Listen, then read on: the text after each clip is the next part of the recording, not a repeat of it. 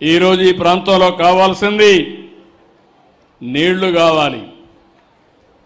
అందుకే మీరు ఒకసారి చూస్తే చరిత్రలో 40 ఏళ్లకు మునుపు ఒక మహానాయకుడు ఎన్టీ రామారావు గారు ఆలోచించిన విధానం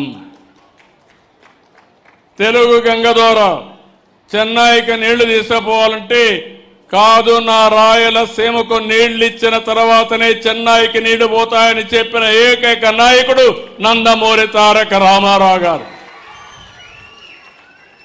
ఆయన ఆలోచనలో పుట్టిన ప్రాజెక్టే హంద్రి నీవా, తెలుగు గంగ, గాలేరు నగిరి, SRBC అని చెప్పి నేను మీకు తెలియజేస్తున్నా. అక్కడి నుంచి ప్రారంభమైనాయి. ఆ తర్వాత నేను అన్ని కూడా ఇచ్చేశాం. నిన్ననే హంద్రి నీవా ఈ ప్రభుత్వం వస్తానే పనులన్నీ ప్రారంభించి వెడల్పు చేసి లైనింగ్ చేసి దగ్గర 3,800 కోట్ల రూపాయలతో 3,900 క్యూసెక్స్ నీళ్లు మళ్లించడానికి ఈ సంవత్సరం అంతా పనిచేశాం. పనులన్నీ పూర్తవుతాయి. తొందరలోనే హంద్రి నీవా పూర్తి చేయడమే కాకుండా నీళ్లు అందించి అన్ని చెరువులు పూర్తి చేసి కుప్పానికి కూడా నీళ్లు తీసుకుపోయే కార్యక్రమానికి శ్రీకారం చుట్టాం. ఈరోజు మీరందరూ గుర్తుపెట్టుకోవాల్సింది, దీనివల్ల చాలా లాభం వస్తుంది. ఈరోజు గండికోట ఉంది. గండికోట ప్రాజెక్ట్ ఎవరు కట్టారంటే ఎన్టీ రామారావు గారే ప్రారంభించారు. దాన్ని పూర్తి చేసింది నేనే పూర్తి చేశా, ల్యాండ్ ఎక్విజిషన్ చేశాం, అన్ని పనులు చేసింది ఆనాటి తెలుగుదేశం ప్రభుత్వం అని చెప్పి కూడా నేను మీకు తెలియజేస్తున్నా.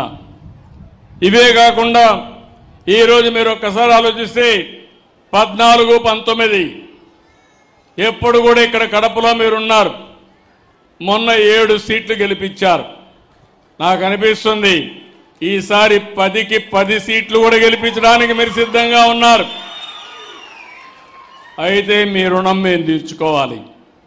అందుకనే ఈసారి మీరు ఒక్కసారి చూస్తే చేసిన పనులు కూడా మీరు కూడా అర్థం చేసుకోవాలి. 14, 19 12,241 కోట్ల రూపాయలు ఖర్చు పెట్టి అన్ని ఇరిగేషన్ ప్రాజెక్టులన్నీ పూర్తి చేశాం. ఎక్కువ ముందుకు తీసుకుపోయాం. తర్వాత 19, 24లో 2,000 కోట్లే ఖర్చు పెట్టారు. ఒక్క హంద్రి నీవా చరిత్రలో 3,800 కోట్ల రూపాయలు శాంక్షన్ చేసి ఒక సంవత్సరంలో ఖర్చు పెట్టిన ఘనత ఒక చరిత్ర అని చెప్పి మరొకసారి విజ్ఞప్తి చేస్తున్నా.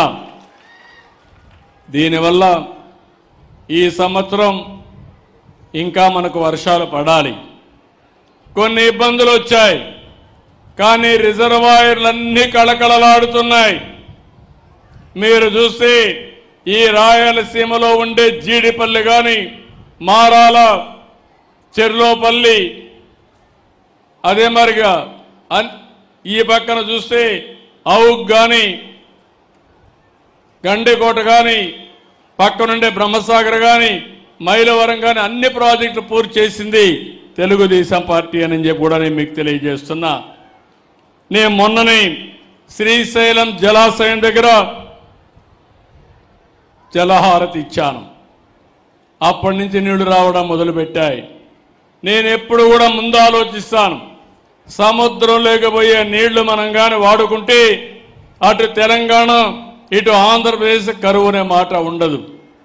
అదృష్టవశాత్తు ఆంధ్రప్రదేశ్ రాష్ట్రంలో రిజర్వాయర్లు కూడా ఉన్నాయి.